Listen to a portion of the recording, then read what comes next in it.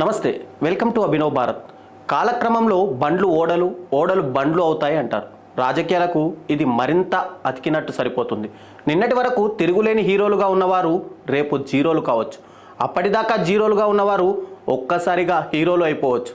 అదంతా కాలం కలిసి రావడాన్ని బట్టి ఉంటుంది. నిన్న మొన్నటి వరకు ఏపీలో అధికారంలో ఉన్న వైసీపీ తిరుగులేని విధంగా చక్రం తిప్పింది. ప్రభుత్వంలో పదవులు, అధికారం అనుభవించేందుకు ఆ పార్టీకి చెందిన నేతలు పోటీ పడ్డారు. అవకాశాలు దక్కించుకున్న వాళ్ళు 5 ఏళ్ల పాటు అధికారాన్ని అనుభవించారు. ప్రస్తుత పరిస్థితి పూర్తిగా భిన్నం. గత ఎన్నికల్లో పార్టీ చిత్తుగా ఓడిపోవడంతో ఇప్పుడు వైసీపీ నాయకుల పరిస్థితి రివర్స్ అయింది. నిన్నటి వరకు అధికారం అనుభవిస్తూ తమకు తిరుగులేదు అన్నట్టుగా వ్యవహరించిన నేతలు ఇప్పుడు గప్చుప్ అయిపోతున్నారు.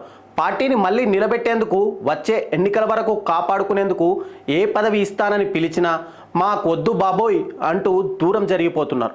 అది కూడా అధినాయకత్వం వినకపోతే ఏకంగా రాజకీయ సన్యాసం తీసుకోవడానికి కూడా వెనుకాడడం లేదు.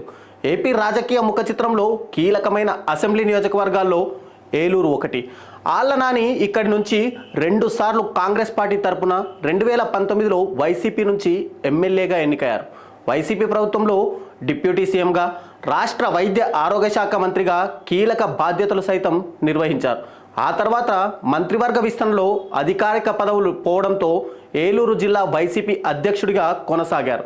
తాజా అసెంబ్లీ ఎన్నికల్లో పార్టీ ఘోర పరాజయం తర్వాత నాని పార్టీ పదవులకు రాజీనామా చేయడంతో పాటు తాను రాజకీయాల నుంచి తప్పుకుంటున్నానని తమ అధినేత జగన్కు లేఖ రాశారు.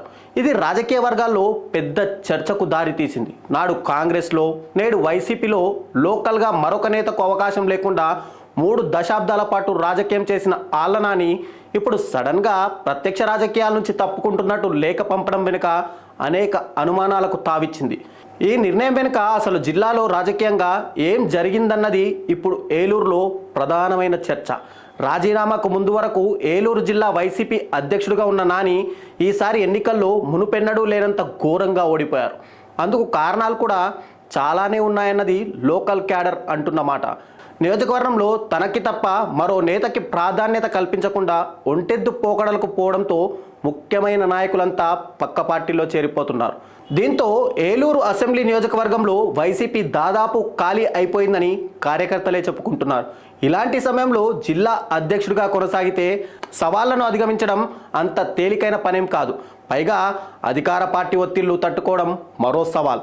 ఈ తలనొప్పులు తెచ్చిపెట్టే అనవసరమైన బాధ్యతలు తనకెందుకు అనుకున్న ఆళ్ల నాని ఏకంగా ప్రత్యక్ష రాజకీయాల నుంచి తప్పుకున్నారని అతని సన్నిహితులు చెప్పుకుంటున్నారు. మరోపక్క కైకలూరు మాజీ ఎమ్మెల్యే దూలం నాగేశ్వరరావు, గతంలో ఏలూరు జిల్లా పార్టీ అధ్యక్షుడిగా ఉన్న పుప్పాల వాసుబాబు, దెందులూరు మాజీ ఎమ్మెల్యే కొటారు అబ్బయ్య చౌదరి వీళ్ళెవ్వరూ కూడా పార్టీ జిల్లా అధ్యక్ష పదవి తీసుకోవడానికి ముందుకు రావడం లేదట.